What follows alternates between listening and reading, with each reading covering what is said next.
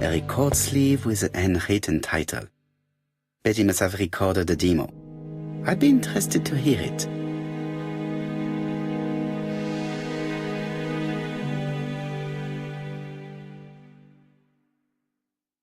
Betty, I enjoyed a wonderful evening in your company, and I hope that we will see each other again very soon. D.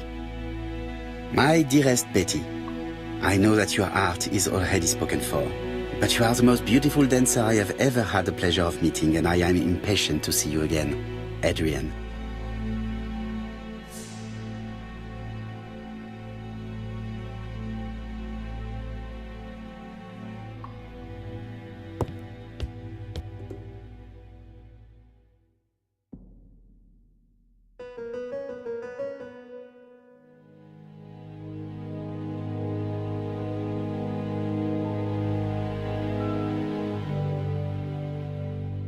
Betty liked luxury and going out, and being as pretty as she was, she probably did not have any problem getting herself invited.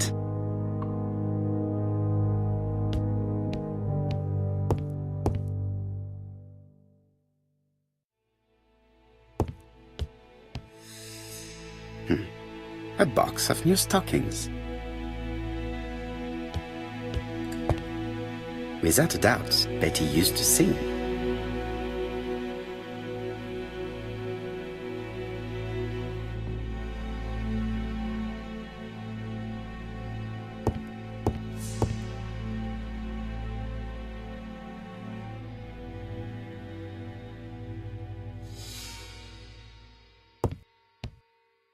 Looking at all the clothes she took out, Betty must have had a problem deciding what to wear. Maybe she had a date.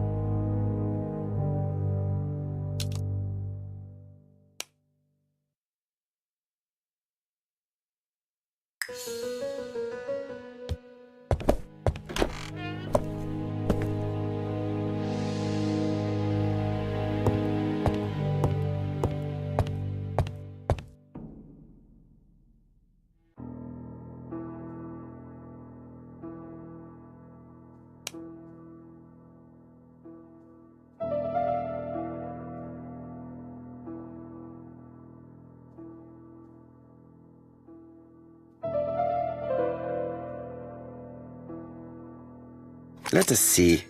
What is this cupboard hiding?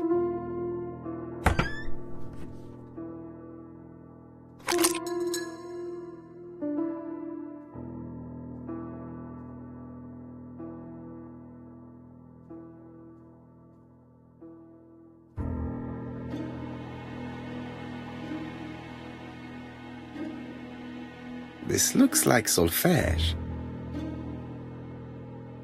This looks like solfège.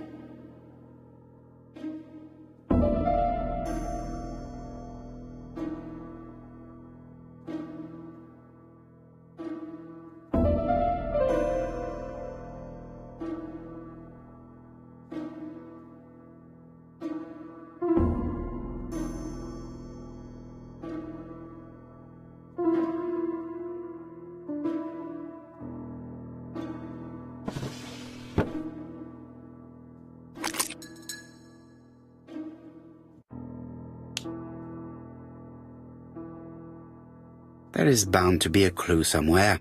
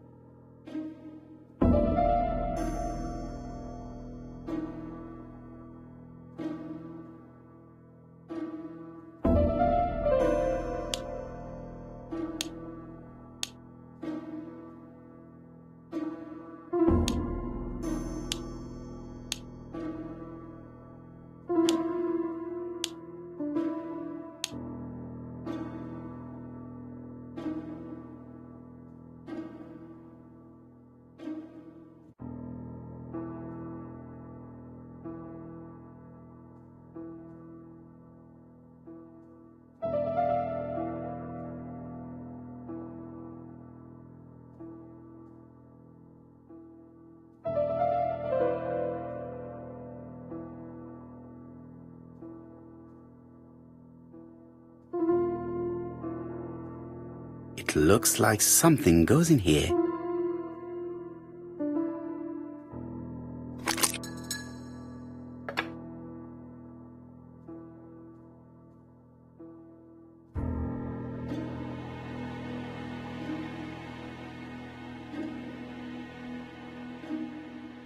That doesn't work. I must...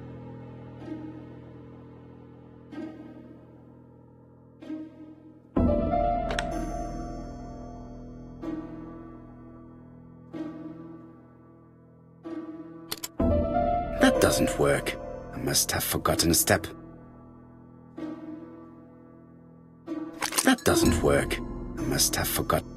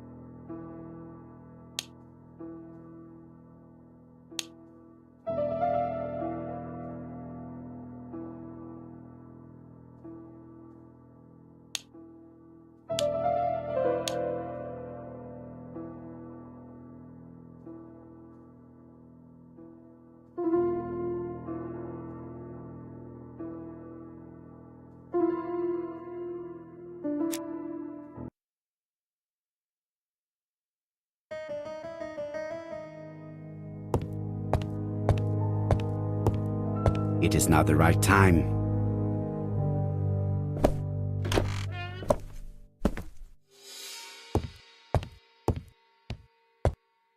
Without a doubt, Betty used to sing.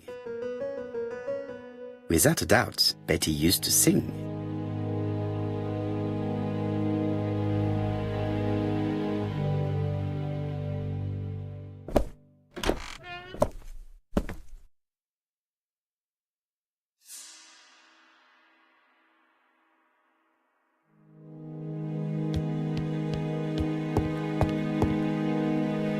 Their home is modest, but the Barnards are definitely music lovers.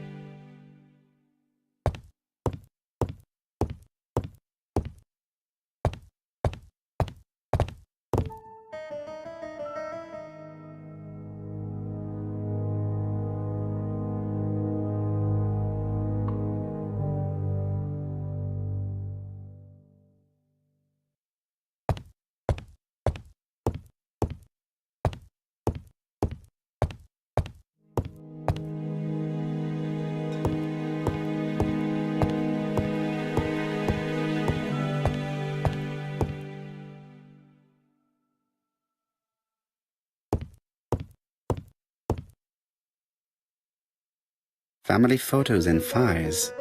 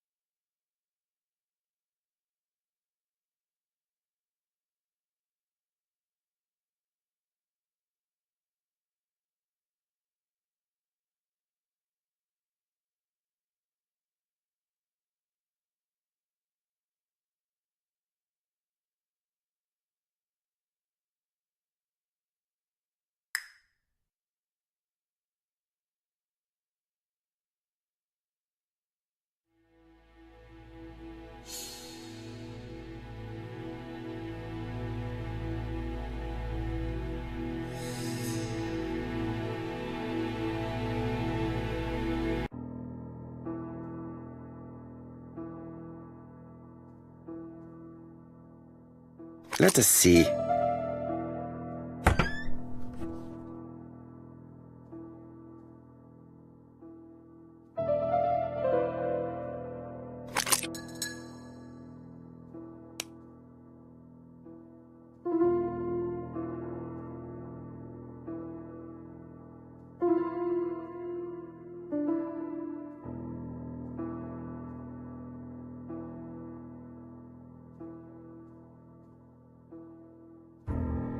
I cannot open it. It looks like the mechanism is blocking it.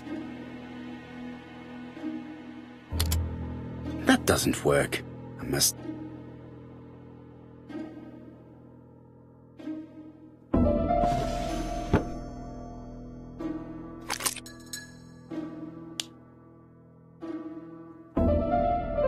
So, what is this mechanism? I need a clue to help me make it work.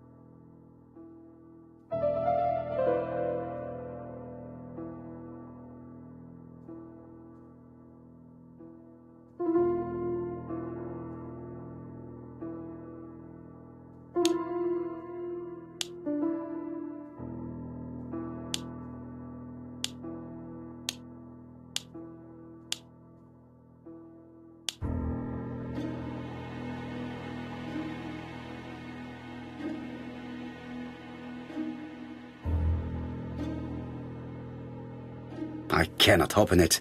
It looks like the mechanism is blocking it.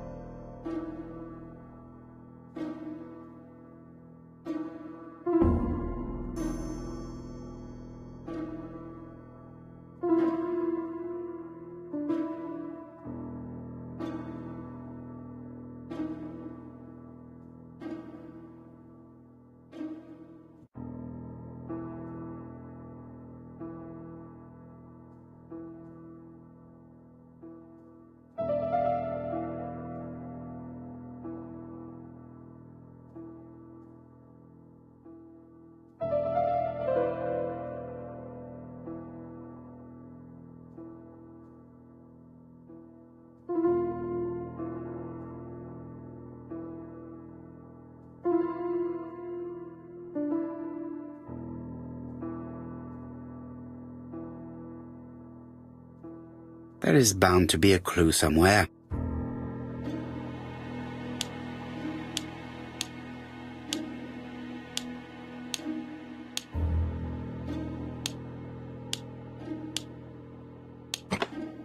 I heard the sound of a mechanism being triggered.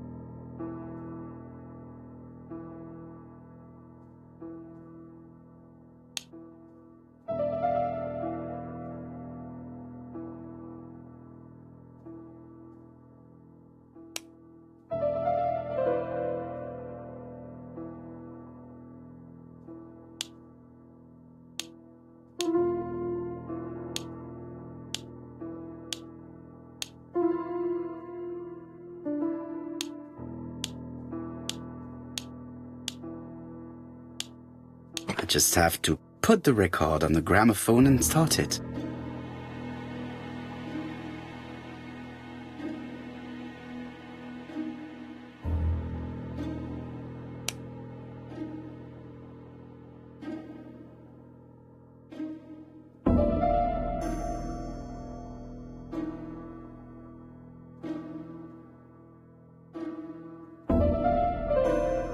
It looks like something goes in here.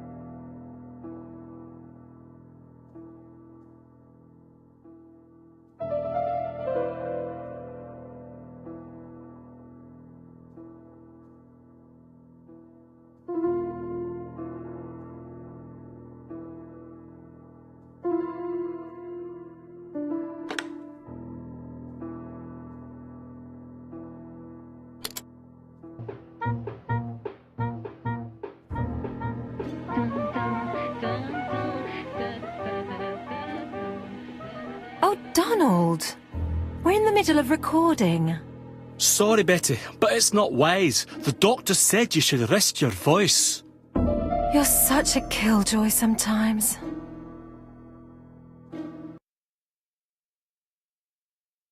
Betty was such a good singer.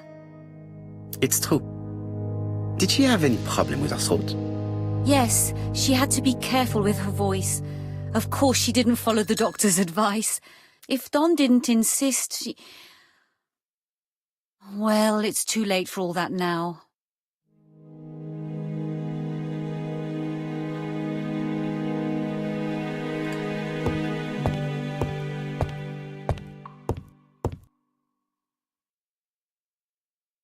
It looks like this woman is single, but she has feelings for someone.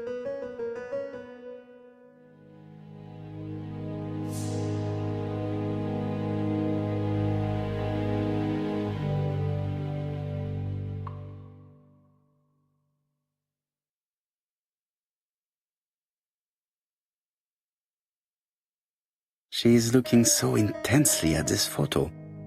But is it really a sister that she's studying in this manner?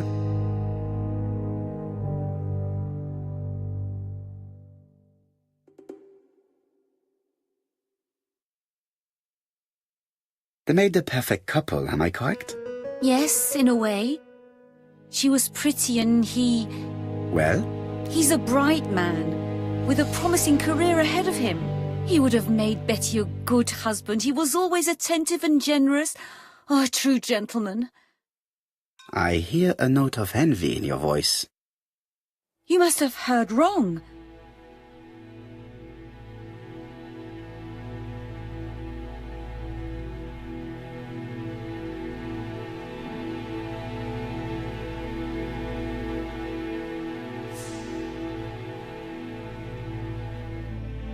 Donald appeared to be very much in love with your sister. Yes, he was mad about her. Mad, you say? Being madly in love can often be destructive, and Mr. Fraser was known for being jealous, I believe.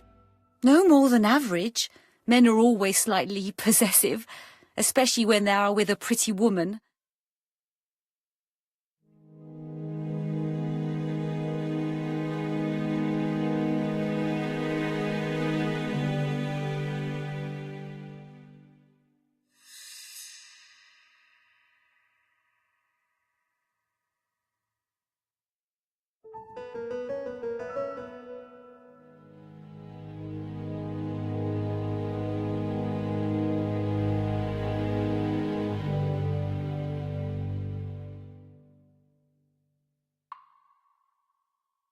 I am not your enemy, Mademoiselle Bernard.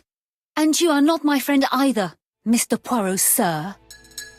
Yes, but your lies are not helping Mr. Fraser, or you for that matter.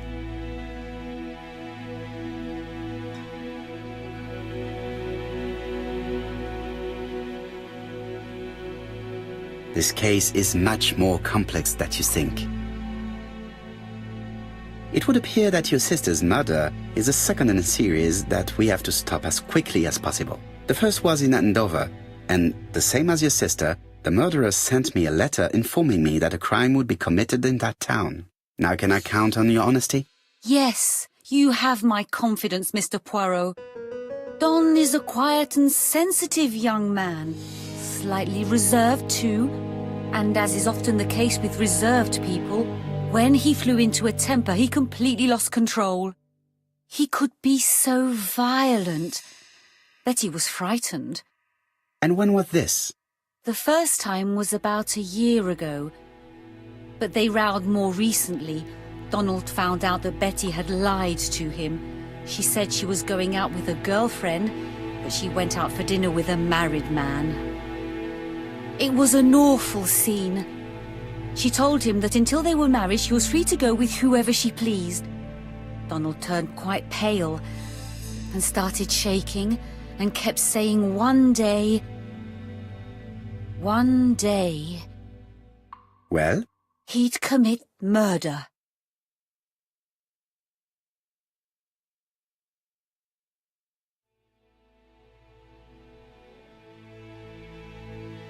So you were afraid that he would become our main suspect. I know that Fraser was jealous, but I wonder why you feel the need to protect him. Exactly. Had you not told me about the case, I would never have dared to tell you about this little matter. Don loved Betty with all his heart. I can't imagine for one instant that he would hurt her. Very good, Mademoiselle Barnard. Thank you for your help.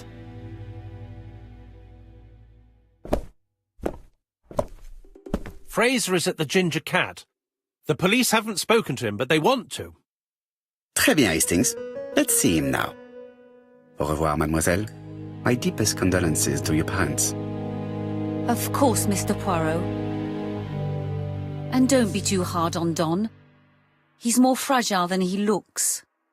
If you say so. Let us now try and get our brain cells to work.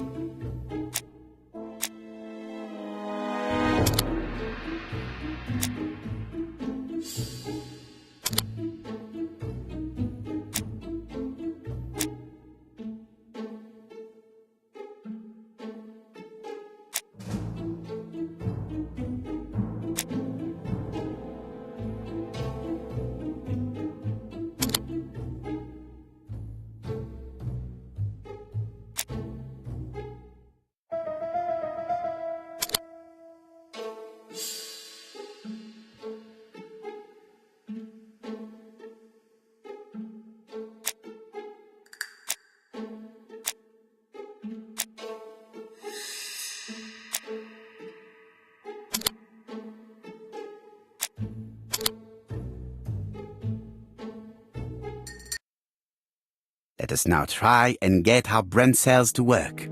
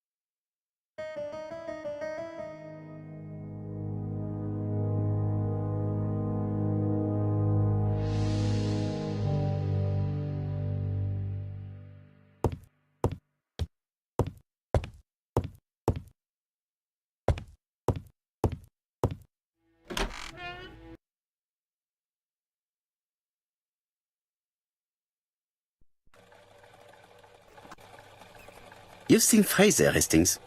What is your feeling? He's a big chap. Fragile isn't exactly the word that springs to mind. I talked to his landlady before seeing him. She went to bed at 11. Fraser wasn't home yet. Bien. Megan Barnard said he is a reserved character but with a nasty temper. We will see if this is the case.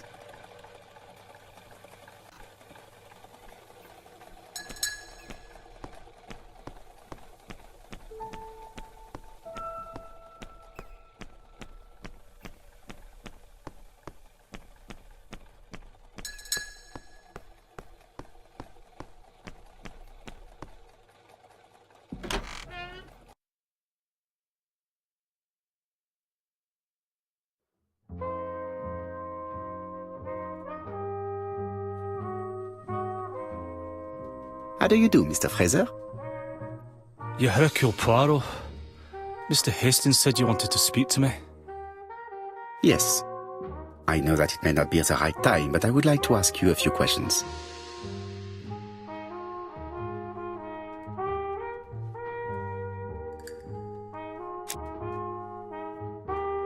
This man looks suspicious.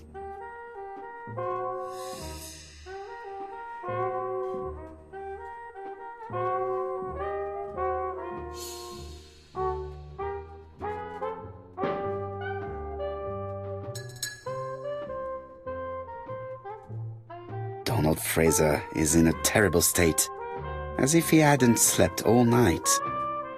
And he's drinking White Horse. Leave me alone.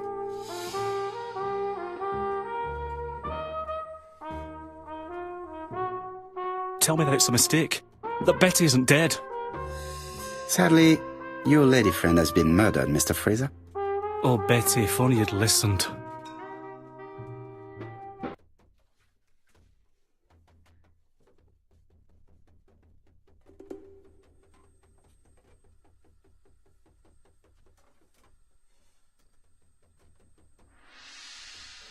If she had listened to you, she would still be alive. Should I take that to be a confession? With that sort of thinking, you must send a lot of innocent men to prison. Under different circumstances, I might even find you amusing, sir. It's no time for amusement, Mr. Fraser. It is time to find your fiancé's killer. Did you know what her plans were for the evening? She said she was having dinner with her sister.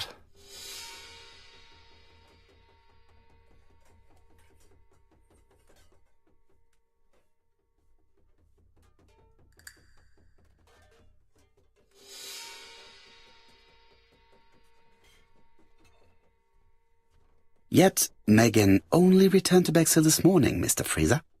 I didn't know. Right. May I ask you what you were doing yesterday evening? I spent the evening working. Your colleagues can confirm this? No, I often take work home with me.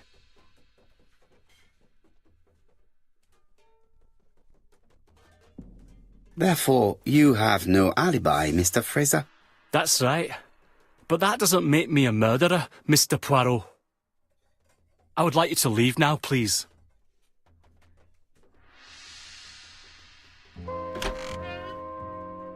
Ah, I knew I'd find you here, Poirot. I thought the victim's young man was here. Yes, is all yours, Chief Inspector. Let us now try and get our brain cells to work.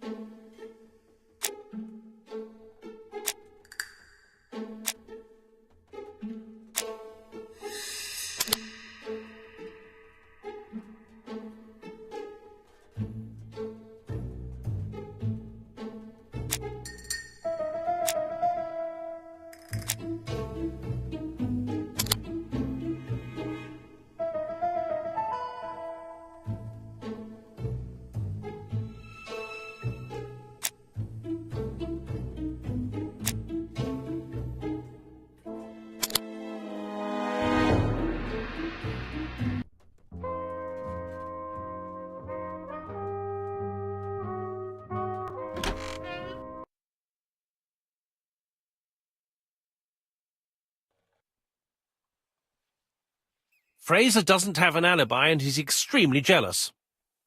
You are very skilled at summing up. And yet you haven't asked Jap to arrest him. It is too soon. But I agree, without the letters announcing the crimes, Fraser would already be behind bars. Bon, I think we have enough elements. Let's reconstruct the events at the scene of the crime. I can't imagine how the murderer wasn't seen, though. Surely she must have struggled. Let us try and imagine the scene.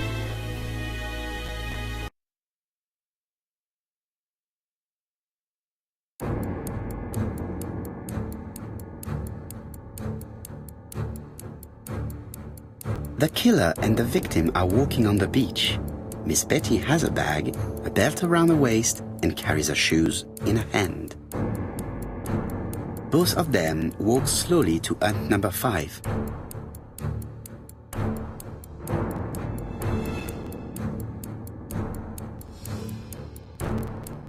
Both of them walk slowly to hut number 6.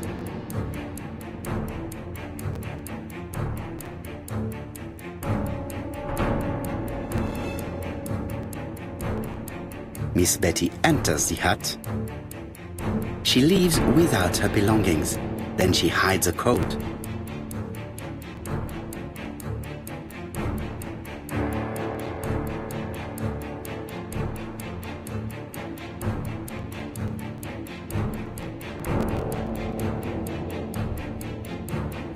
The killer tries to remove his victim's belt. She panics and tries to stop him. She runs away, pursued by her assailant. No, there is no sign of a chase. Things must have happened differently. Let us think again, mon cher.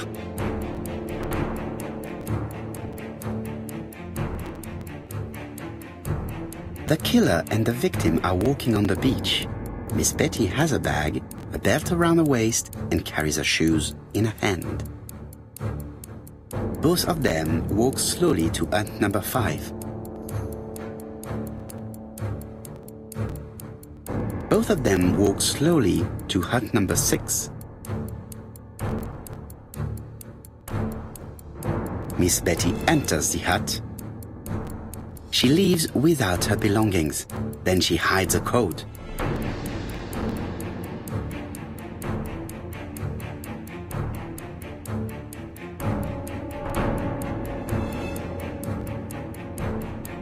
They keep walking. Then she removes her belt. The murderer moves behind her and then attacks her by surprise. The body falls, lifeless, on the sand. Everything appears to match the crime scene, mon cher Hastings. That is exactly what happened.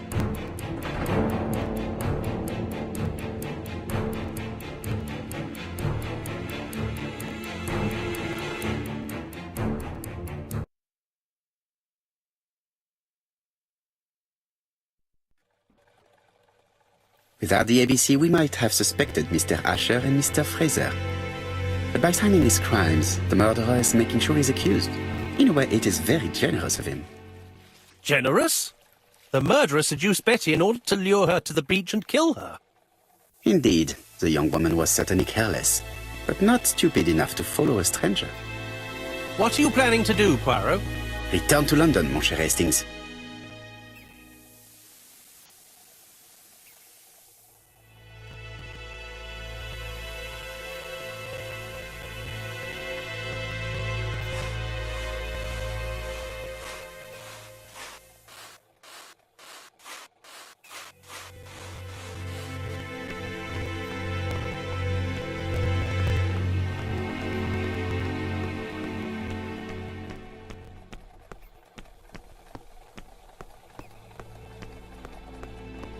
Right, back to London.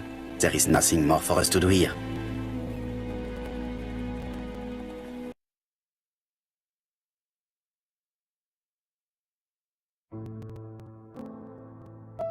Jap has decided to reveal details to the press. The alphabet murder is now famous. It is not a bad idea. The more people who know, the greater our chances of finding out something of interest. Poirot, I have a bad feeling.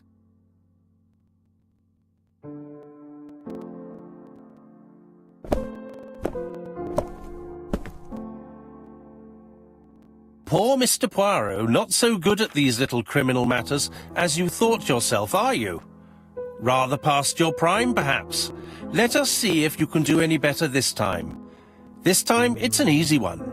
Churston on the 30th. Do try and do something about it. It's a bit dull having it all my own way, you know. Good hunting. Ever yours, ABC.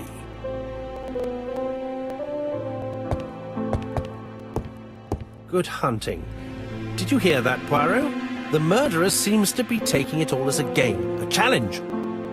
He will strike on 30th in Churston. We must warn Scotland Yard.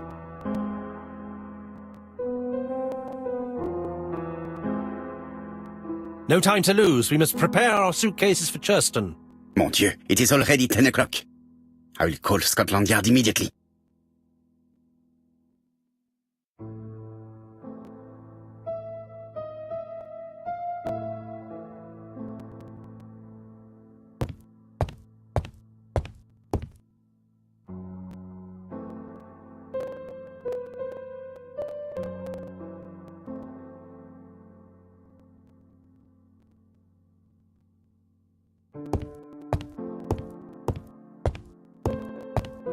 I lock my revolver in this drawer. I've not used it in a very long time.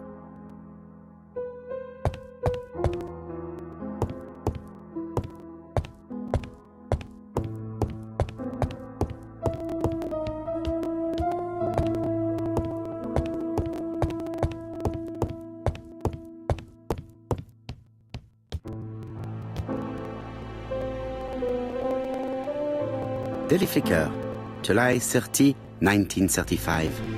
ABC affair, no progress. The alphabet murderer is still on the run. Ever since the police found the connection between the Bexhill and Andover affairs, the inquiry has barely progressed.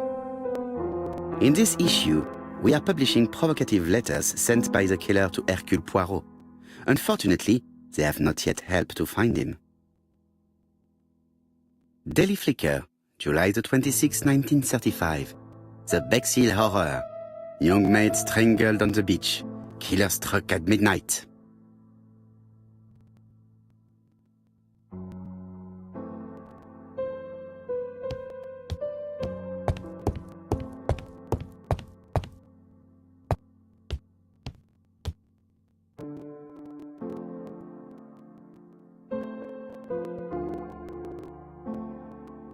Hastings' photo album. He is very proud of his bag.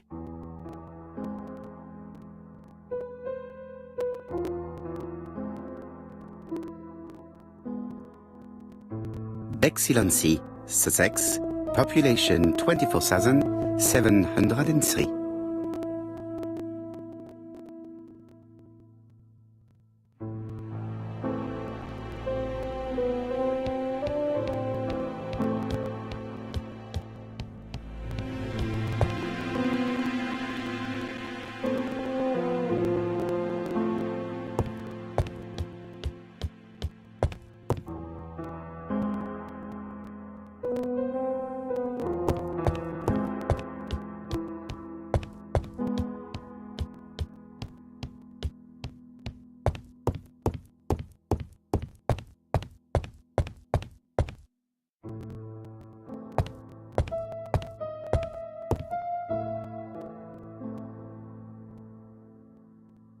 Ah, some cool air.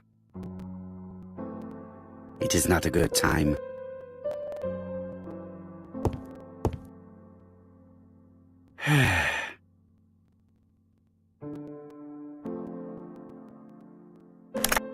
Hello, chap. We received a new letter from ABC in the 10 o'clock post. Where and when? In Churston. Today. Today? I'll inform the population immediately. I'll check the train times. Call me back.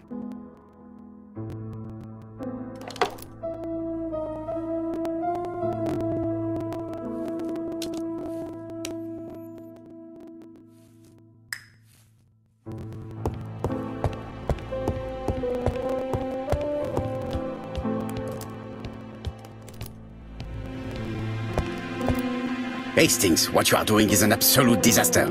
That is no way to pack suitcases. Heavens, we must hurry. We have to get to Churston before the murder.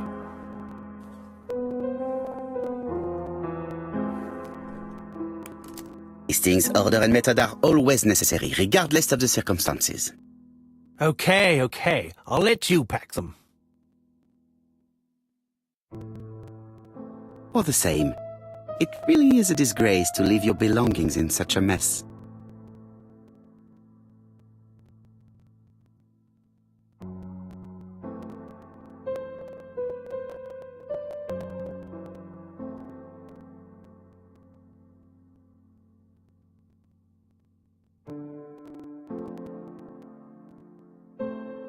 Voila!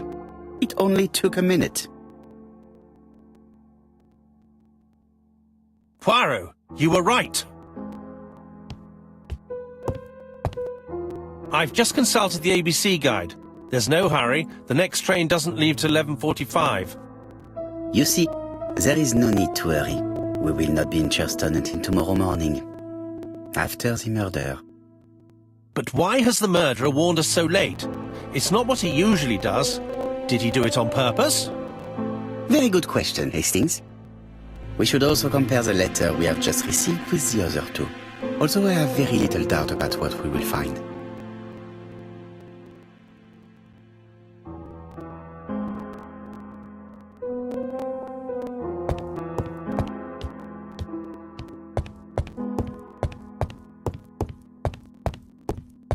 It is not a good time. It is not a good...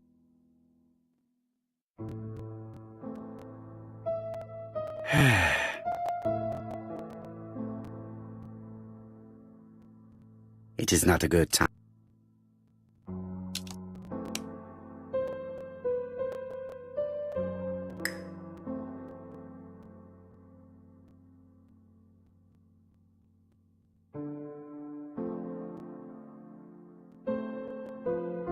It is not a good...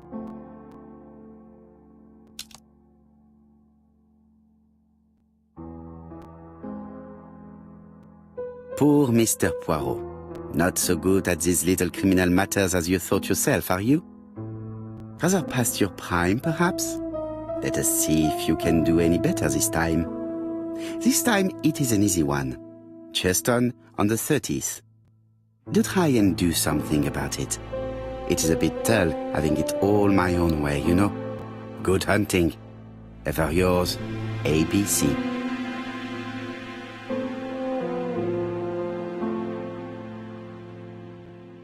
It is not a good...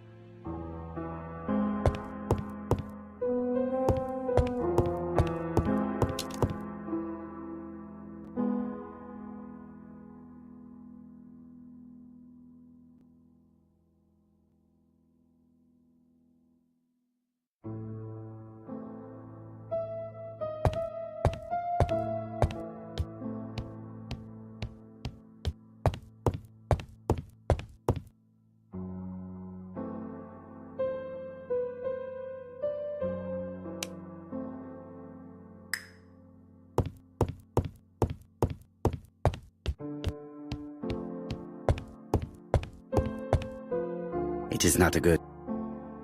It is not... It is...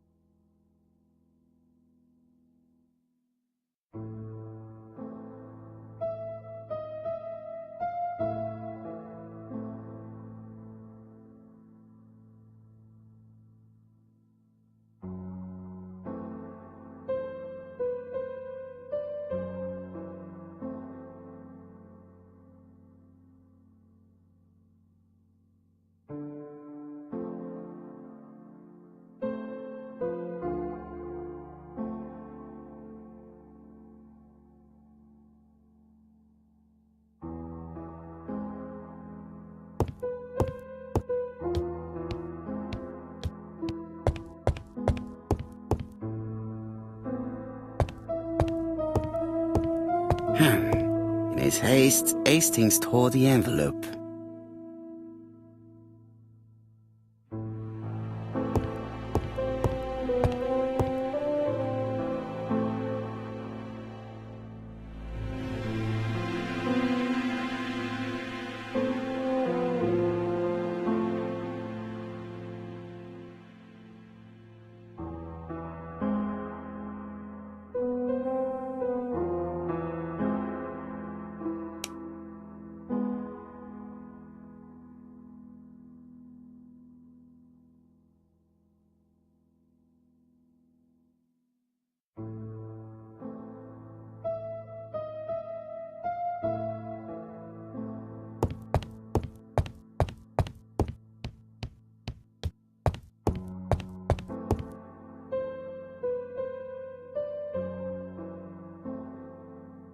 Right, let us compare this new letter with the second one. Let us examine this more closely. Certain characters in the two letters may have similar defects. Yes, this I is weak. Right,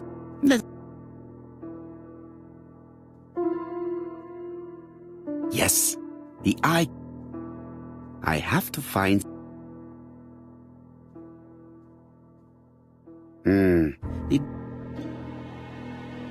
Right, let us come...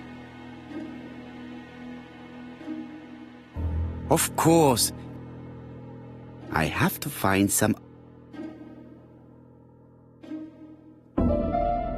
Yes, the... Right, let us compare... That's right, the egg...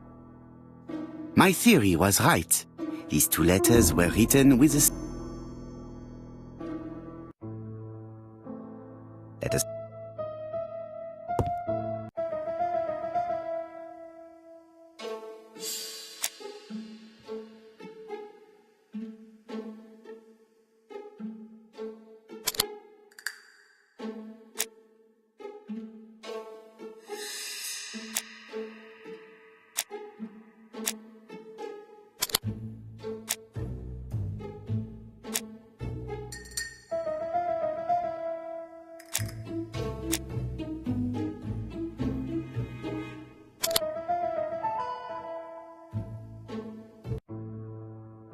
The letter should have arrived in time. The postmark shows that it was sent 3 days ago. However, our man made a mistake in the address, which explains the delay. All the same, the post office took their time correcting the error. Come on, Poirot. Your address is not quite as well known as that of Scotland Yard. Poirot, the telephone. It must be Jap.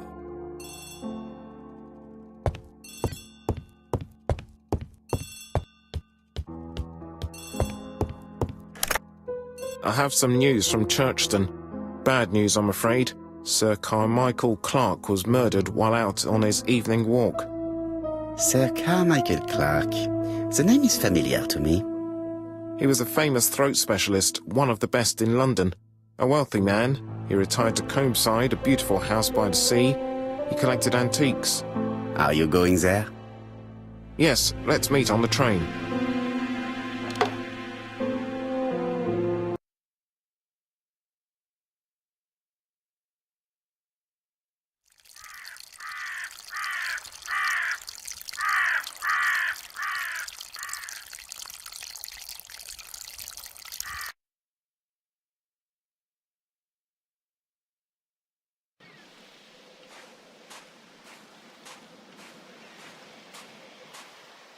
The victim is called Sir Carmichael Clark, one of the best throat specialists in London.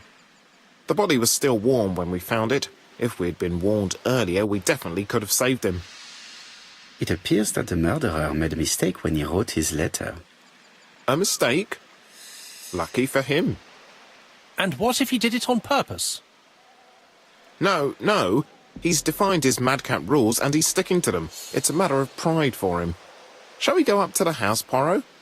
You go, my friends. I will come soon.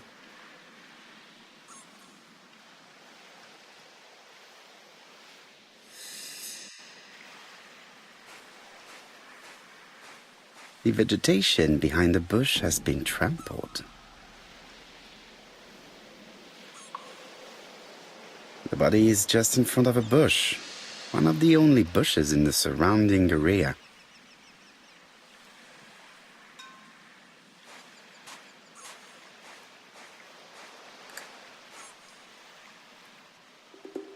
This place is very calming.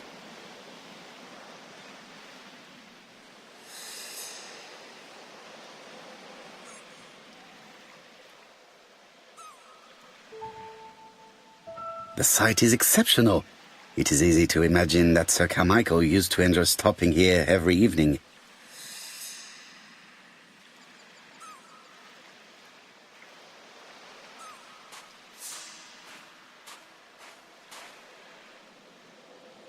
Jap has emptied the victim's pockets and has laid out their contents on this piece of wax cloth.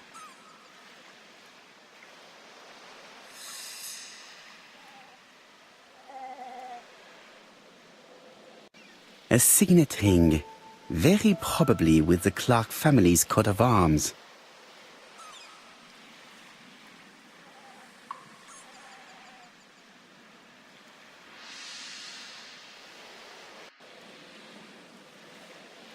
Nothing appears to be missing from this wallet.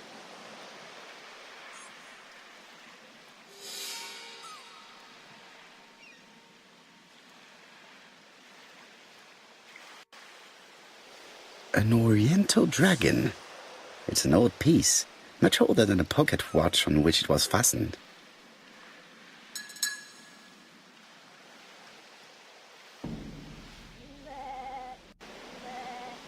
It is pointless.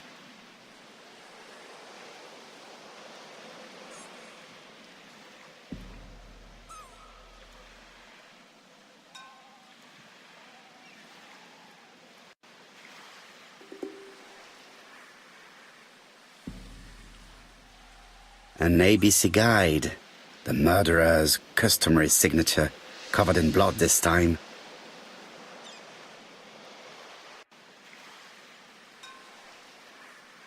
Apart from the wound to the throat, the body is untouched. No cuts, no bruises. Sir Carmichael's throat was cut. It's a clean incision, a professional murder.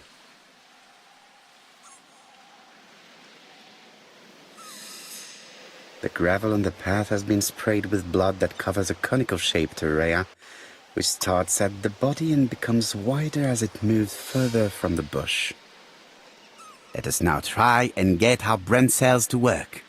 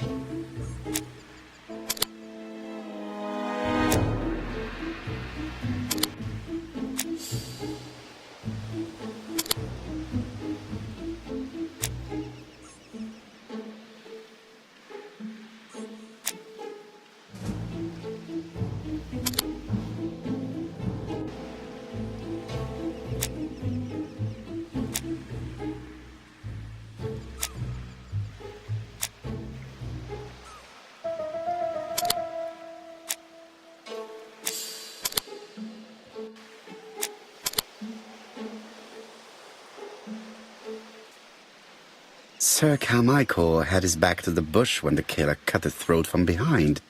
A fatal blow that sprayed blood over a range of more than 1 meter. Let us now try and get our brain cells to work.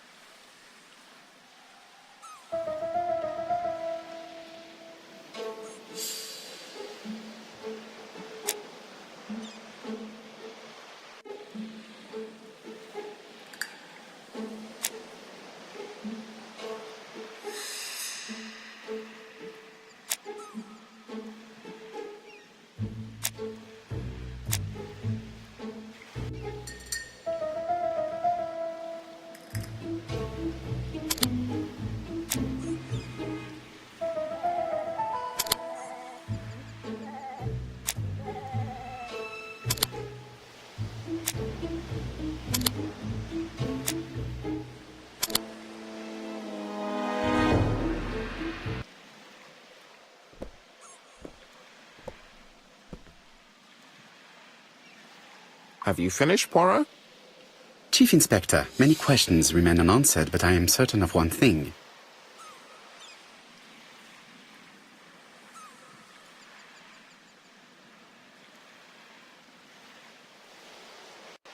The killer has prepared his crime very carefully. Quite right. He must have known Sir Carmichael's movements well to plan such an attack.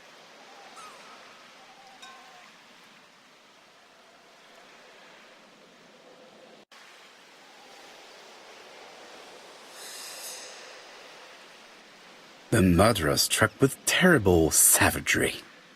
Yes, blood flowed. It's the first time he's attacked a man. He armed himself accordingly. Have you spoken to the victim's family, Chief Inspector? I've spoken to the brother, Franklin Clark. I didn't get much out of him. He's yours. I must get the body removed.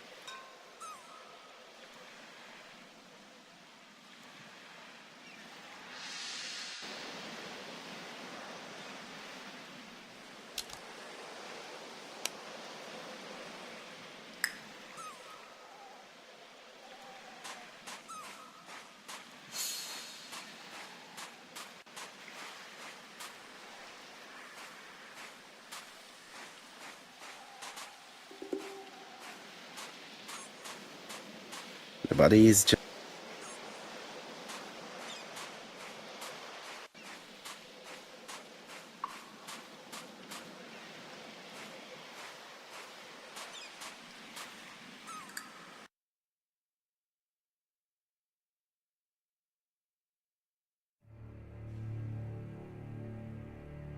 To be honest, this inspector seems rather obtuse. I'm counting on your friend Poirot to catch my brother's murderer. Ah, here he is now. Please, Mr. Poirot. Mr. Poirot, this is my brother's secretary, Miss Thora Gray. Pleased to meet you, Mr. Poirot. Would you like some tea? No, thank you, mademoiselle. I find it hard to digest.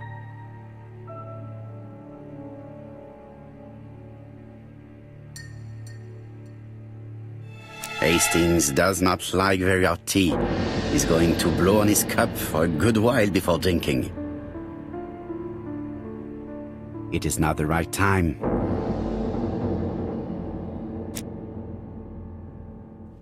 There is something elegant about her.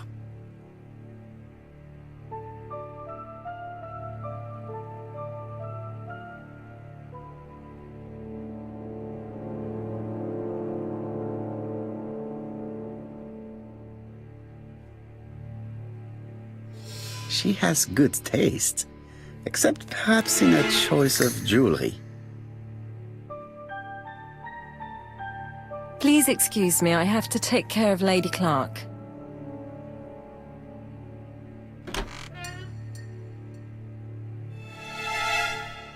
It is not the right time. It is a once-in-a-lifetime opportunity to question him. Hastings. My brother's wife is gravely ill. You will probably want to question her, but I fear that it won't be possible today.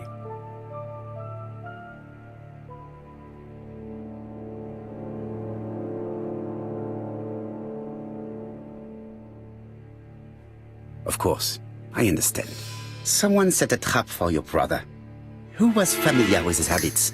Everybody knew he took his evening walk at 8:30, and that he always followed the same path.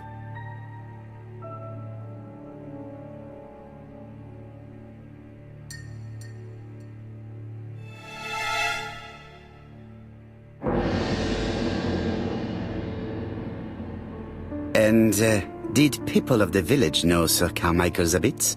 I don't know. It's possible. What were you doing last night? After dinner, I went to my bedroom. At 11 in the evening, the telephone rang. It was the police. I went to look for my brother.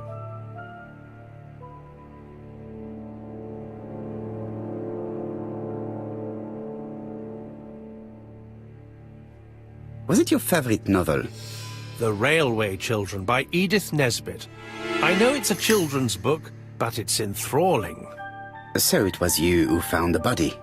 Yes, along with the gardener. Have you seen any strangers around the house recently? No. As far as I know, nobody has been near the house.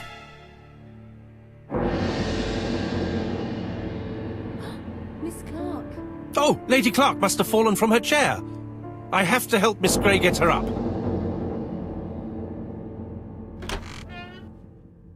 Hastings, while our host is gone, let's examine the drawing room.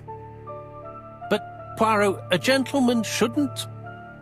I take full responsibility. All you have to do is to leave the drawing room door ajar and let me know if anyone is coming.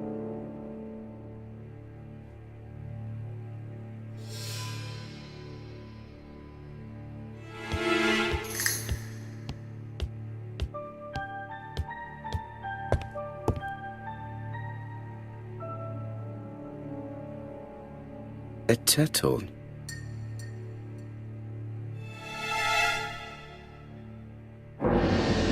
A dragon.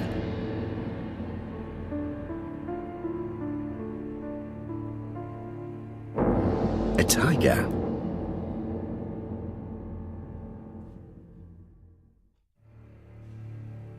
A crane?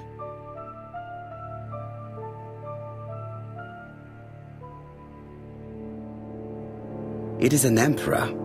His place at the center of the table is probably symbolic.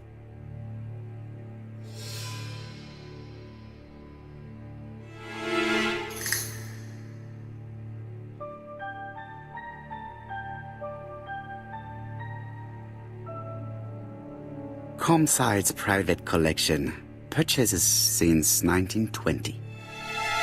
The catalogue for Sir Carmichael Clark's collection.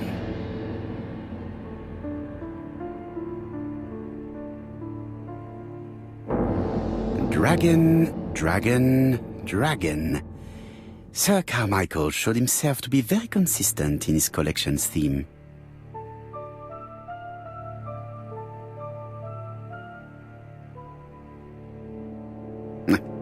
I'm not...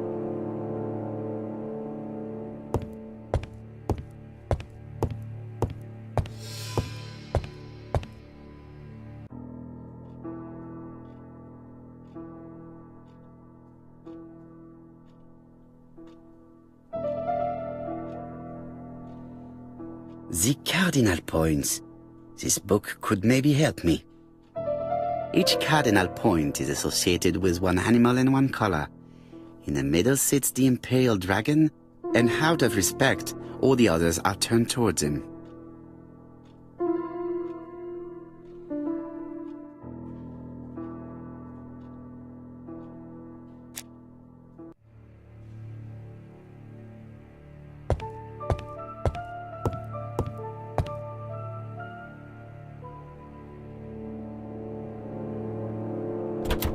It's locked.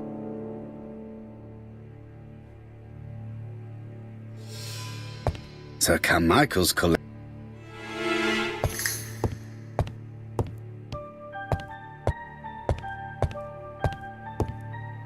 There are some very valuable.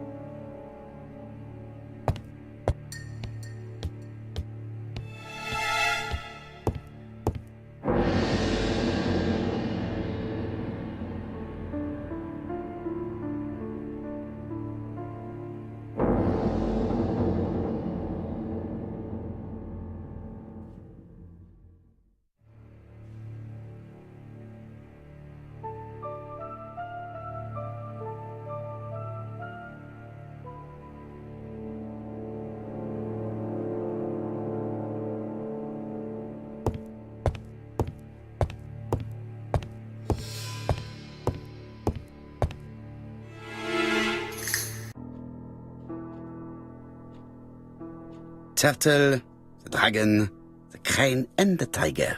I think I've already seen this motif somewhere.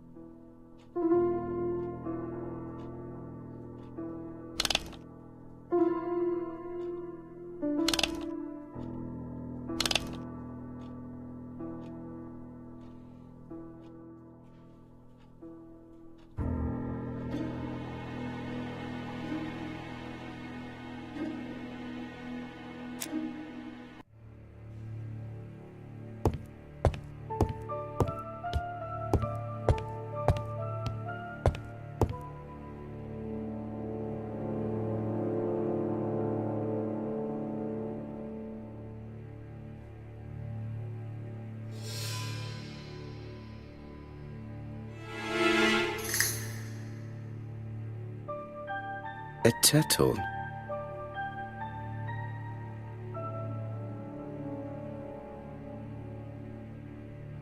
A turtle.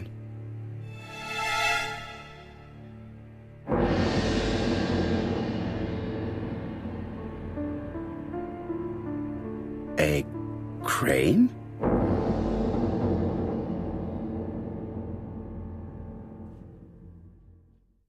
A dragon.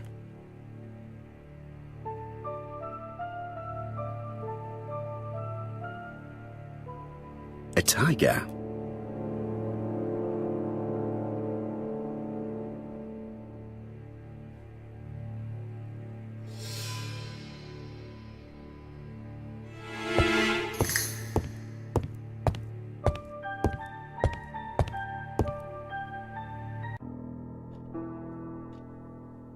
Turtle, the dragon, the crane and the tiger.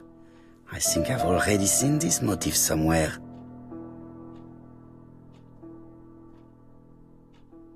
The position of each motif is correct, but they are not turned the same way as on the table.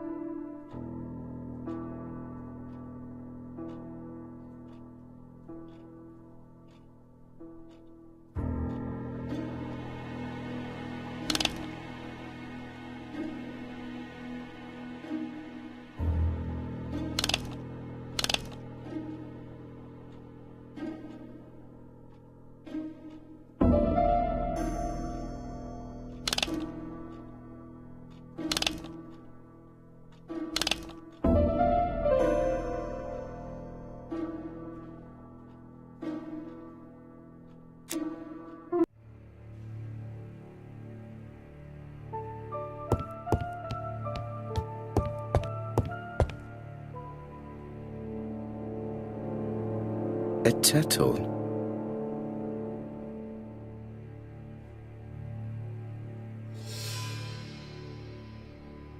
A crane?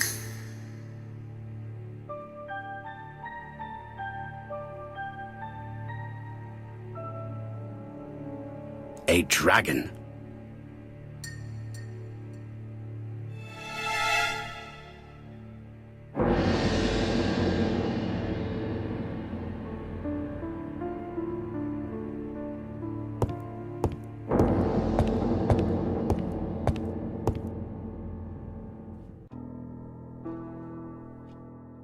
Turtle, the dragon, the crane and the tiger. I think I've already seen this motif somewhere. The position of each motif is correct, but they are not turned the same way as on the table.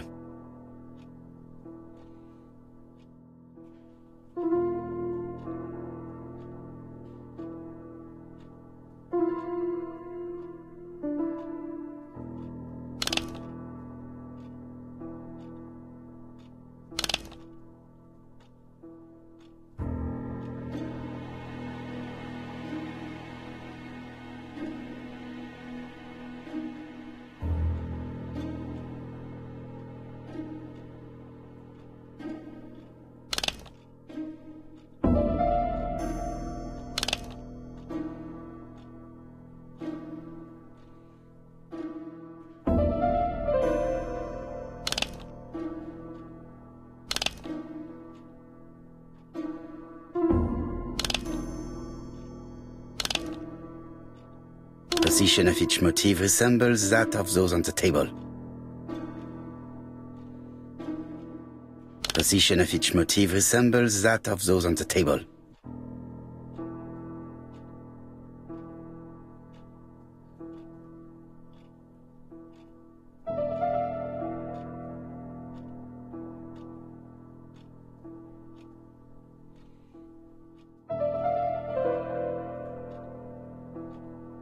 The cardinal points. This book could maybe help me. Each cardinal point is associated with one animal and one color. In the middle sits the imperial dragon, and out of respect, all the others are turned towards him.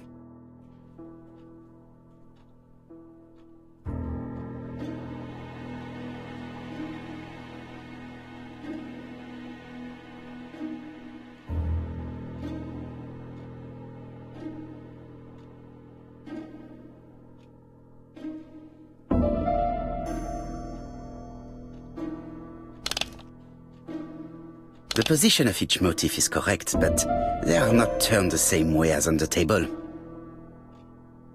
The position of each motif is correct, but they are not turned the same way as on the table.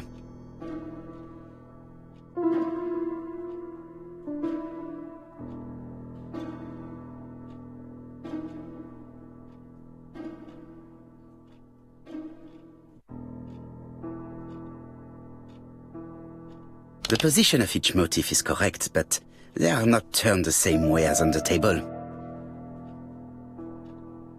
The position of each motif is correct, but they are not turned the same way as on the table. The position of each motif is correct, but they are not turned the same way as on the table.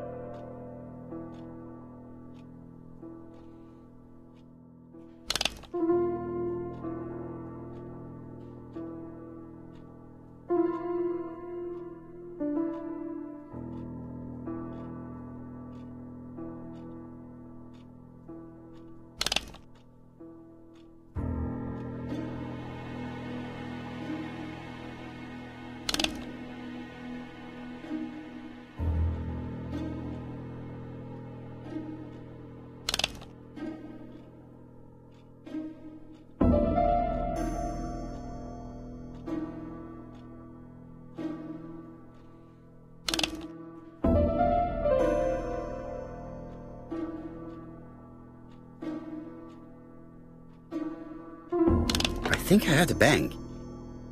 Could it be this cupboard? This is interesting.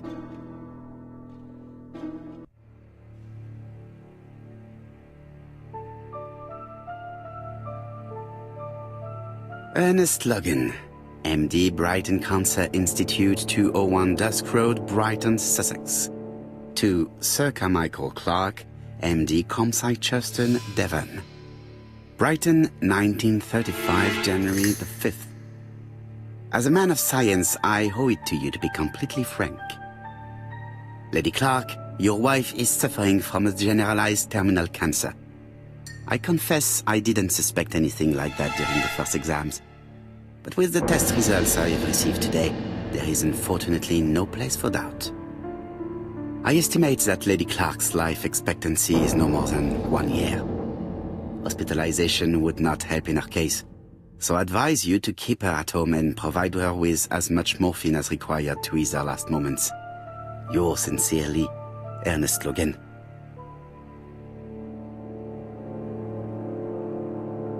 These daggers are only ceremonial weapons. I do not think that the crime weapon is here.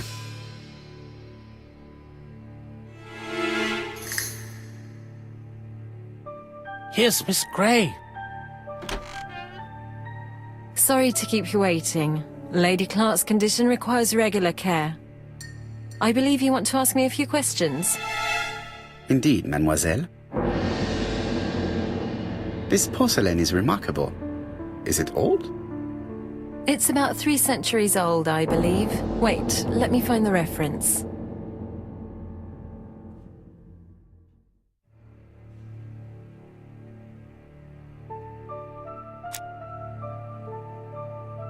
She appears to be very flustered.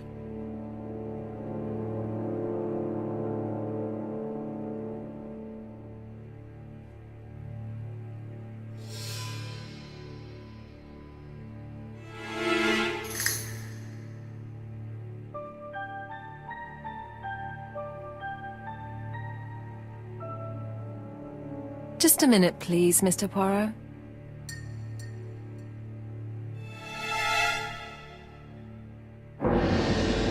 She's unable to hide her emotion, and her makeup has been disturbed. I think that this young woman has just been kissed. Here? Teapot with black dragon, Gangxi period, end of the 17th century. It is a rare piece with unusual colors. You have a good knowledge of art history. Acquired while working with Sir Carmichael. I used to help him manage his collection and choose his new acquisitions.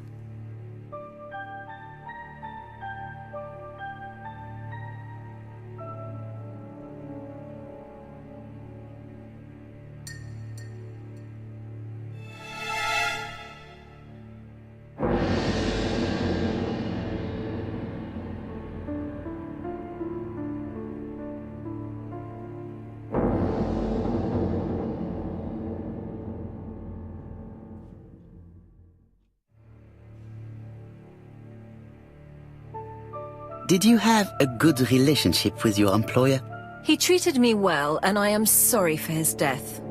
Have you seen any strangers hanging around in the past few days? No. Nobody has been near Comside.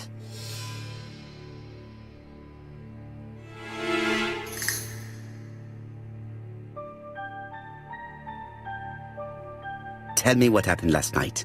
After dinner? Well, I did some sewing, and then I went to bed. I was woken by the telephone at 11. I heard Franklin Clark speaking with the gardener. They left with some lanterns, and they found the body.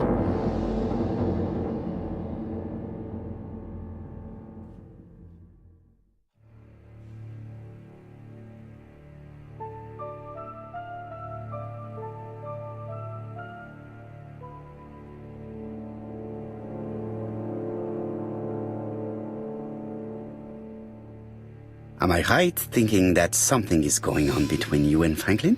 How dare you ask me such a question?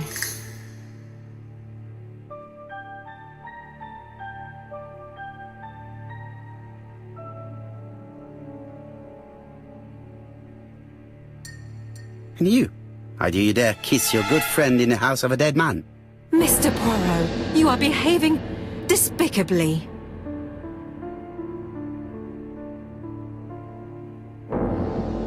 Miss Grey, if I may be so bold, please do not take offence.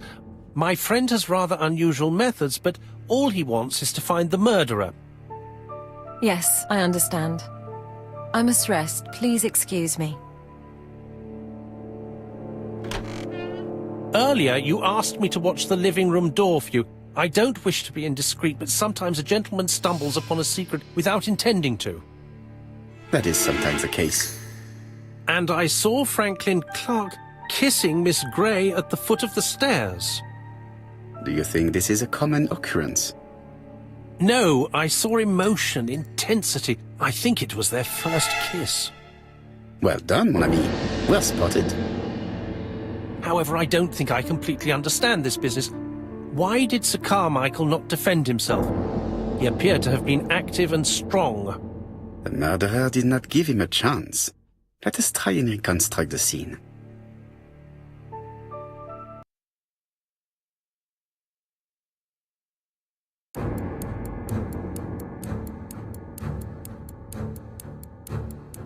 Sir Clark is taking his customary walk. Our killer is hiding behind a bush.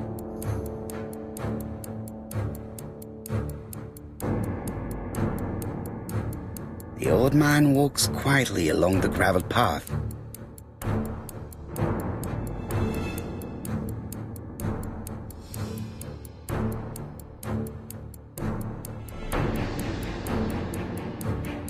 He then passes the bush and continues on his way to the house. No, Sir Clark used to gaze at the sea. Let us think again.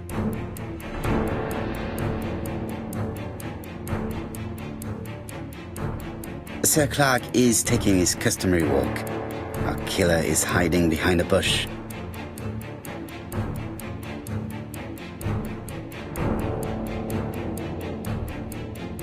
The old man walks quietly along the gravel path.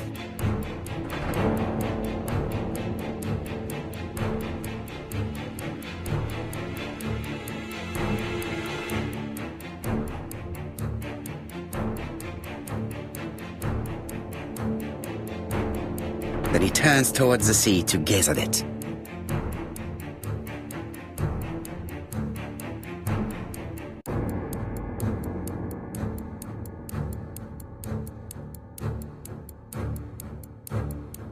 The killer leaves his hiding place on the left-hand side. He walks over the gravel on the path. The noise alerts Sir Clark, who turns around. No, Sir Clark was attacked by surprise. He could not see his assailant. Let us think again, mon cher.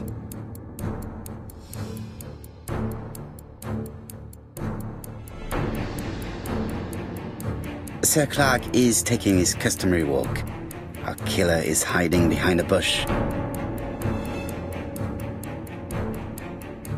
The old man walks quietly along the gravel path.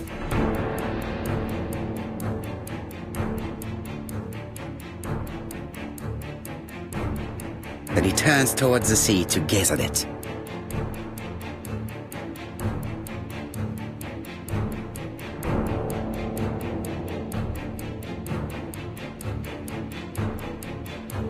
The killer leaves his hiding place on the right-hand side.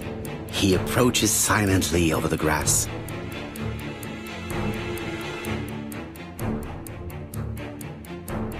Then he throws himself on his prey and cuts the poor man's throat. He then lays down the ABC before leaving. Everything appears to match the crime scene, mon cher Hastings. That is exactly what happened.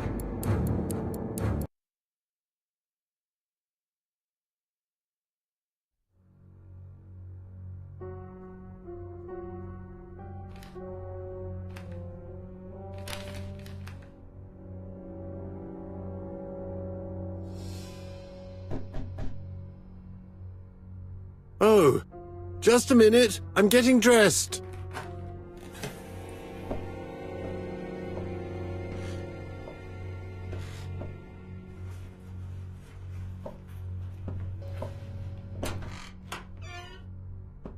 Mr. Kirst, have you recently returned from Churston? Yes, indeed I have. Have you seen the papers? And to think that you might have rubbed shoulders with the killer. Imagine that. Mr. Kirst, are you all right? You don't seem well. My apologies. My throat is burning and my head feels heavy. It's ever since the war, you know. Since my injury, my head has never been the same.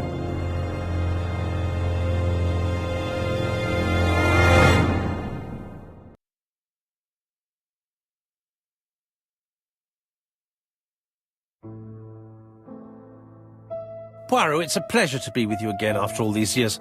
I looked for a gift to thank you, and I found this propelling pencil. An authentic collector's item. You spoil me, mon ami. And you more so by sharing investigations. Do not underestimate the help you are to me, Hastings. Intellect is not everything. There is also goodwill, and you are not short of that. Later, I will ask you to help me tidy up the room and bring some chairs. Our guest will be here soon. Ah, is Thora Grey coming? Naturally. She is a fascinating young woman, n'est-ce pas? Oh, come on, Poirot. I'm a married man. And Miss Grey has already been courted by Franklin Clark. Poirot, our guests will be here soon. We must prepare ourselves.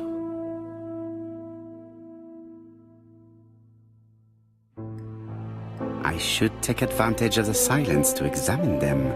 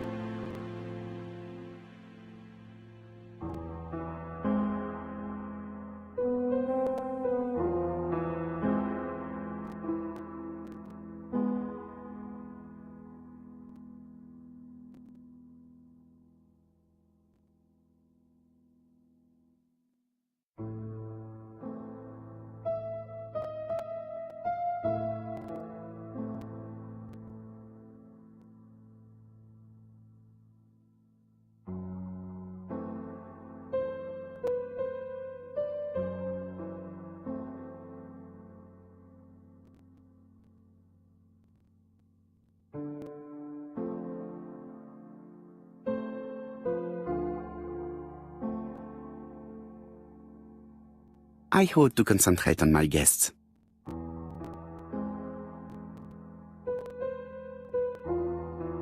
Franklin Clark always seems at ease, regardless of where he is. Something that's unique to people who travel.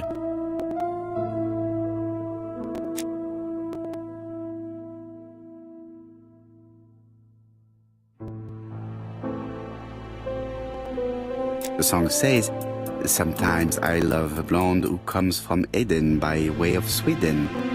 But I am not sure that this blonde is an angel. Sometimes I love a brunette, sometimes I love a blonde." That's what the song says.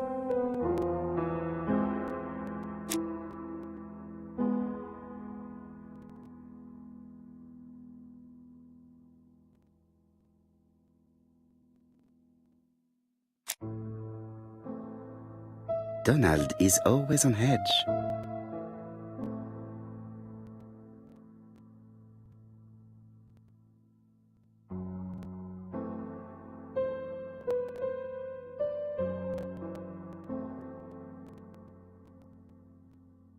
Donald Fraser is very nervous at the moment, even if he is trying hard to control himself.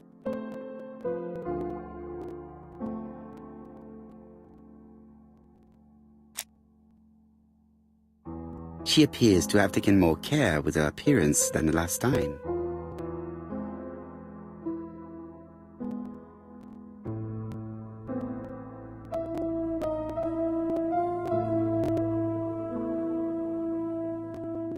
She's looking at Mr. Fraser out of the corner of her eye. Did she make herself beautiful for him?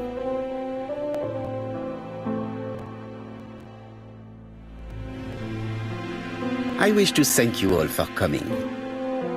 I wanted to bring everyone close to the victims here in order to unmask the murderer. Get to the point, Mr. Poirot. What do you want from us?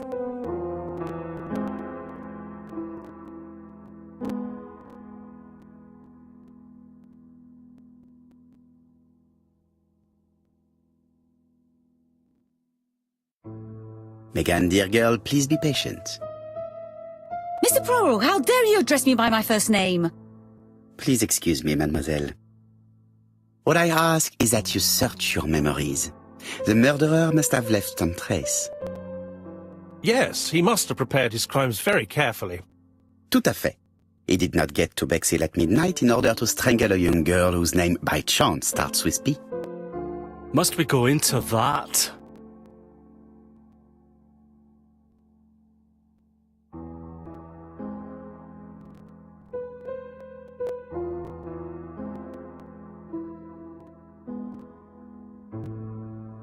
Mr. Fraser, please get a grip on yourself. Well, I want to help you, but I don't remember anything else. Nothing I haven't already said. And you, Mademoiselle Barnard, did your sister say she was seeing another man? She never would have told me.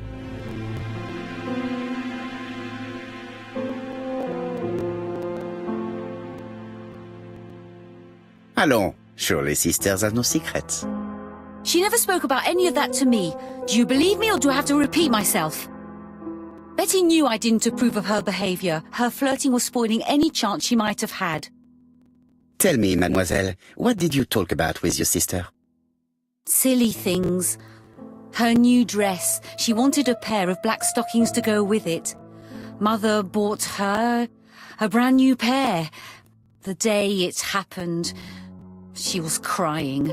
And to think that Betty never even wore them. Poor Mummy. Your sister used to sing, I believe. Did she ever perform in public? She dreamt about it, but she had a very bad cough. It troubled her greatly. She had to cancel auditions and miss lots of opportunities. A pity. Yes, she sang well, but that doesn't tell us much about the murderer. Qui sait? In any case, we now have enough information to draw up a relatively precise psychological profile. Let us now try and get our brain cells to work.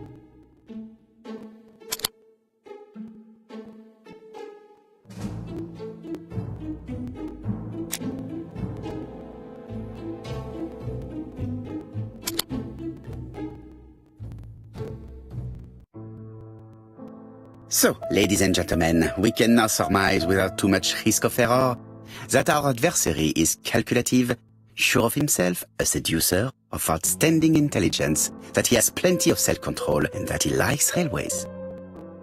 It's a good start. Other meetings may be necessary. I hope that you will be able to come back again. Well, it's just that...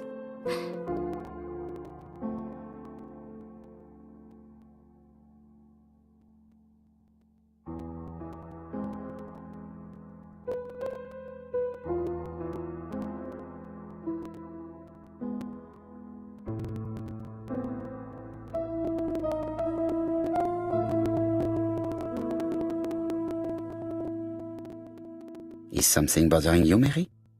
Well, Mr. Poirot, you see, I don't know if I can come to London just like that. It's normal that people helping with this inquiry should be reimbursed. Starting with you, Miss Drower.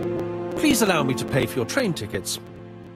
Oh, sir, I cannot accept. But you must. Mademoiselle, I may not be rich, but my brother left a fortune which will be mine. Mr. Clark, that's very generous of you. Well, someone has to foot the bill. Mr. Poirot, would it be possible for you to come back to Devon? Lady Clark has expressed a wish to see you. We'll adjust her medicine so she'll not be too drowsy. But of course, I shall come the day after tomorrow if it is convenient. Thank you all for coming. We will meet again soon. The meeting was most fruitful. Really? Hastings, I believe now we have everything we need to find a common point between the victims. Now it is time for us to use our grey matter.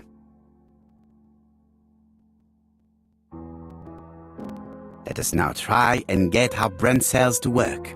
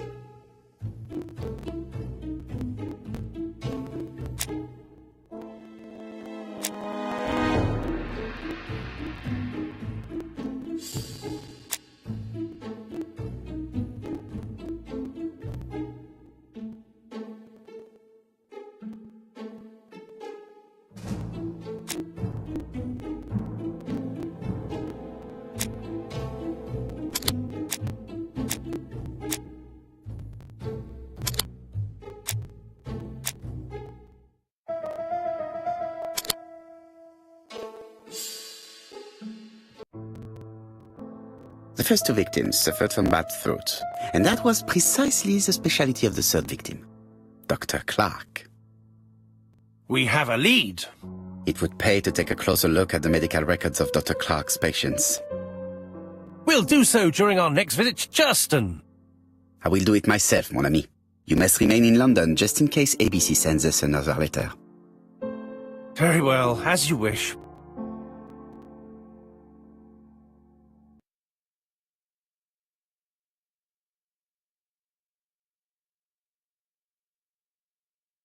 Thank you for coming, Mr. Poirot.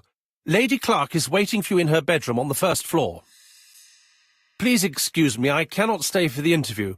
I've to take Miss Gray to the station to see our lawyer in Torquay.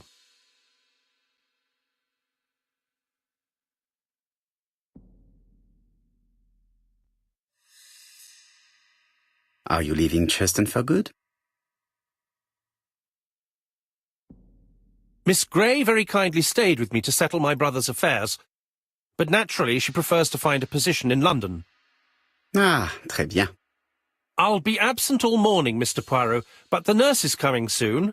She's to ensure that the dose of medicine doesn't make our patient drowsy. Thank you, Mr. Clark. Have a nice trip, mademoiselle.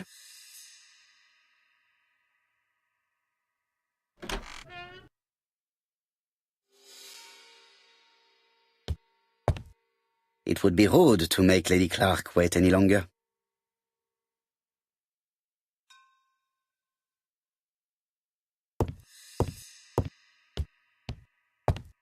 It would be rude to make Lady Clark wait any longer.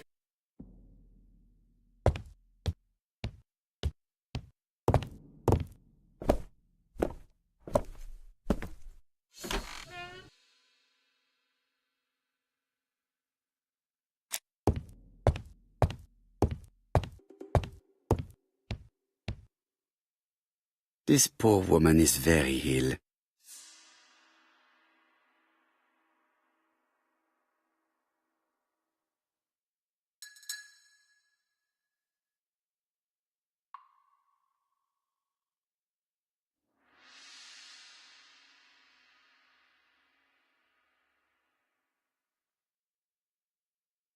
Please tell the nurse to hurry.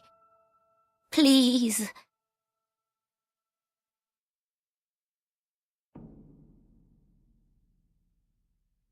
This woman is suffering. She is in no state to have a conversation.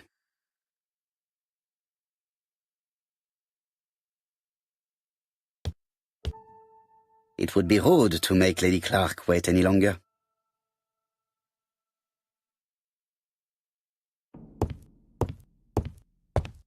It would be rude to make Lady Clark.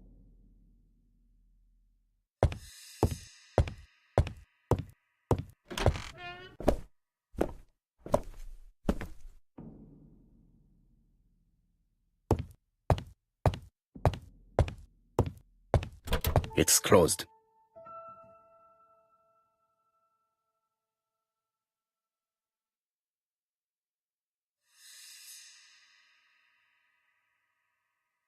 I do not need... It is not the right time. It would be rude to...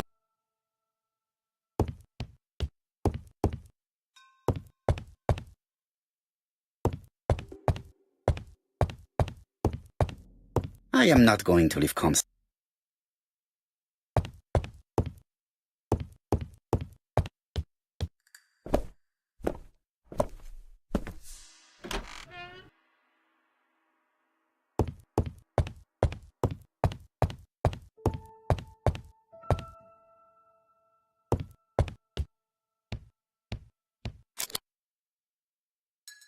Mr. Poirot?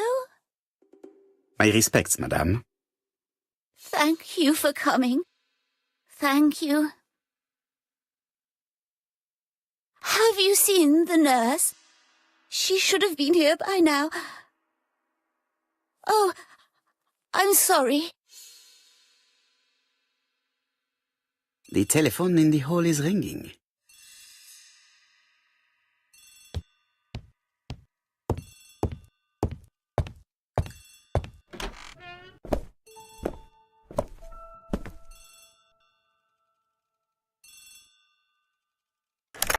The Clark residence. Detective Hercule Poirot speaking. How do you do, Mr. Poirot? I'm Lady Clark's nurse. I wanted to let you know that I won't be able to come for her injection today. Might Miss Gray be able to do it? She has just left, but I will take care of it. Thank you. That's very kind of you.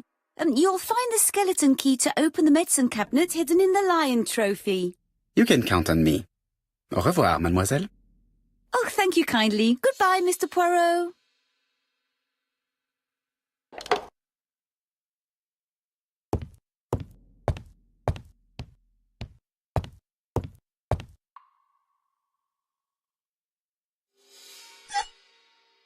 Here is the skeleton key.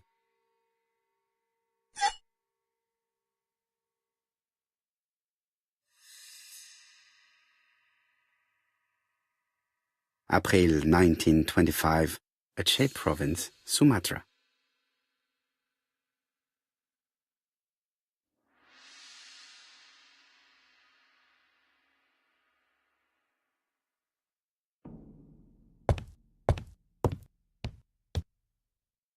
It is not the right time. Lady Clark is in pain. I have to give her an injection of morphine to ease her suffering.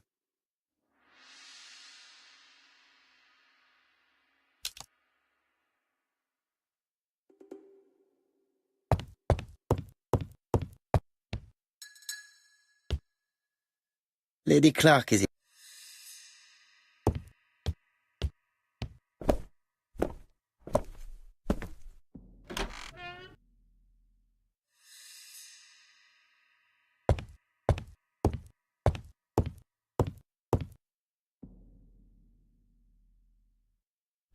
It's closed. Lady Clark is in bed.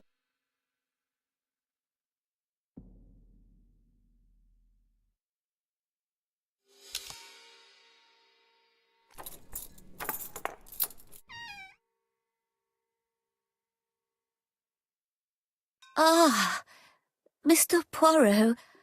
Ah, I feel better now. Thank you for your help.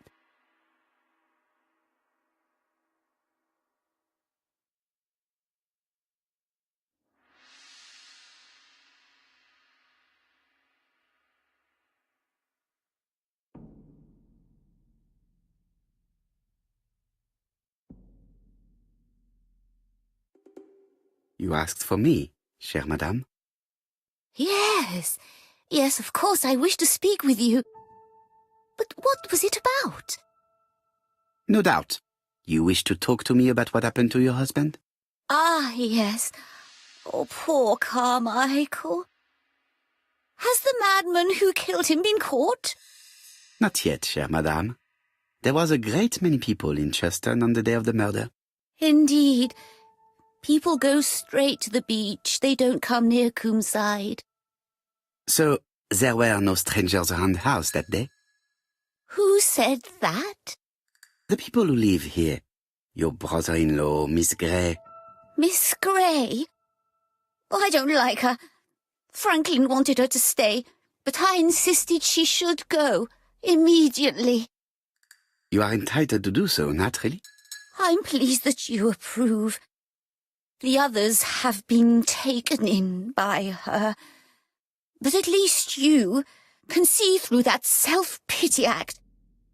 See what she's up to. Oh.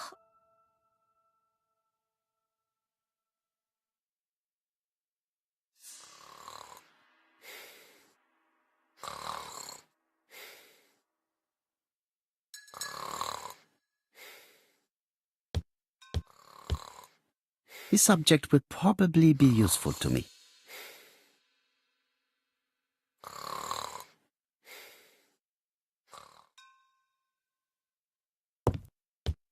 She is sleeping. I must find a way to wake her up gently.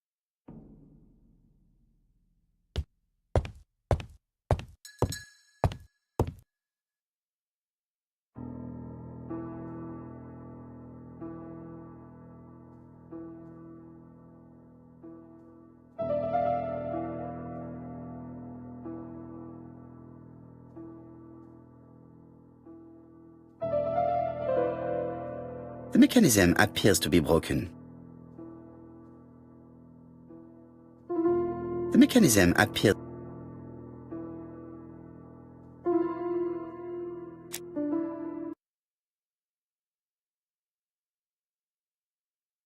This couple appears to be having fun.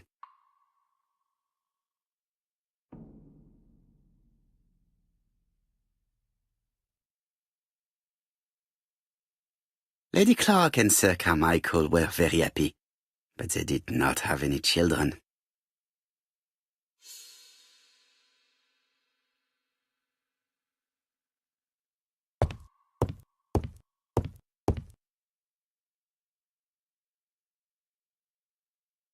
This subject would probably be useful to me.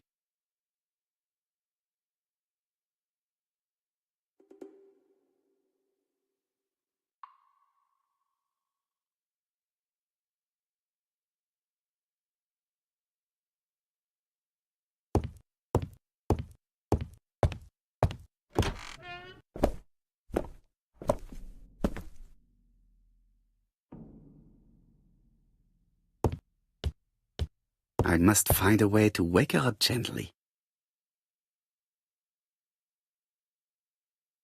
I must find...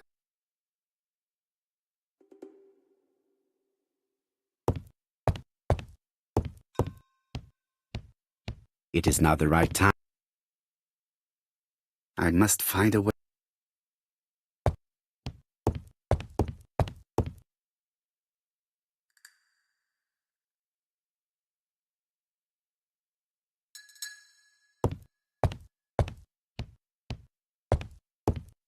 I must find a way.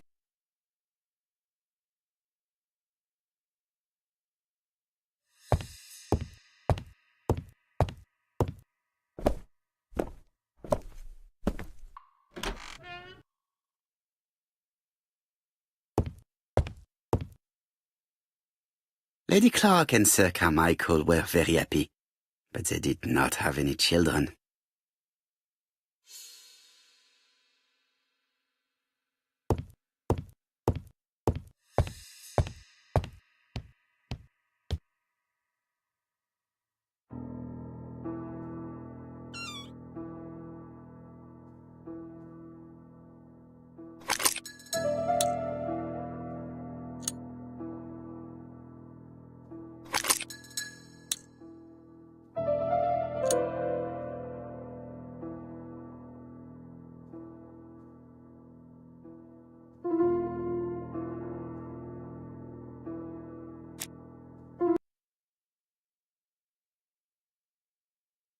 She's...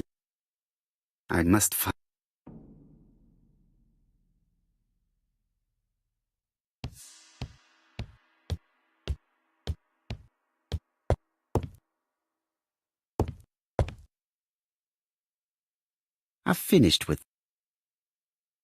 I've finished.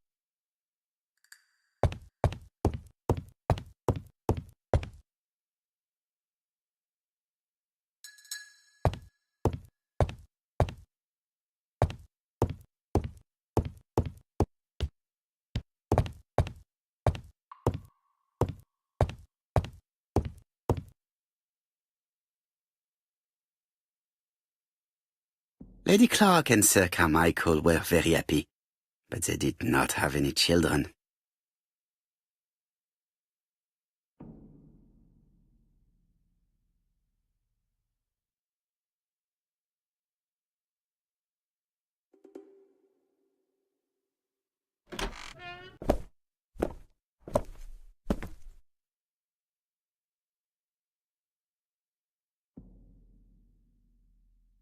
I am not going to...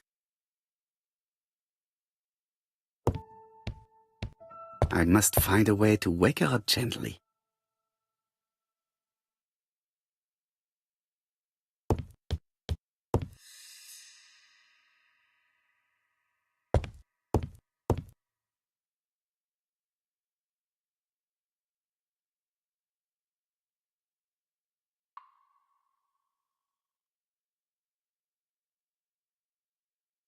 It is not the right... I must find a way...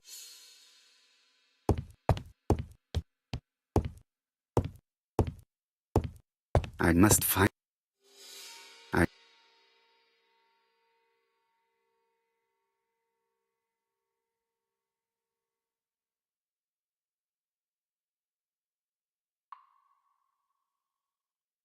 April 1925, Aceh Province, Sumatra.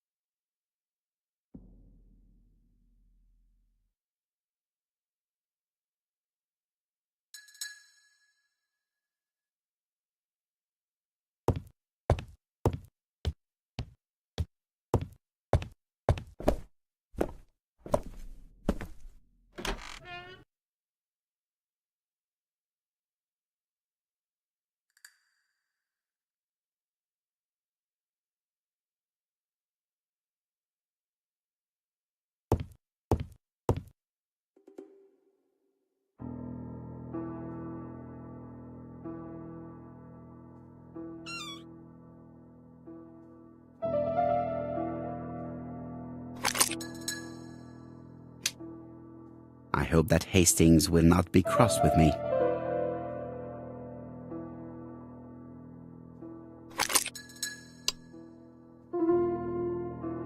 The bronze comb is preventing me from positioning this one.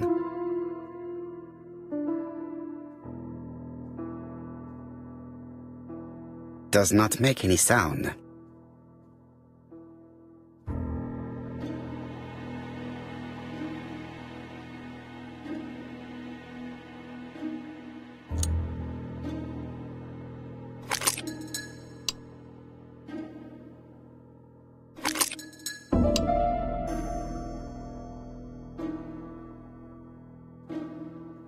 Does not make any sound. This part appears to...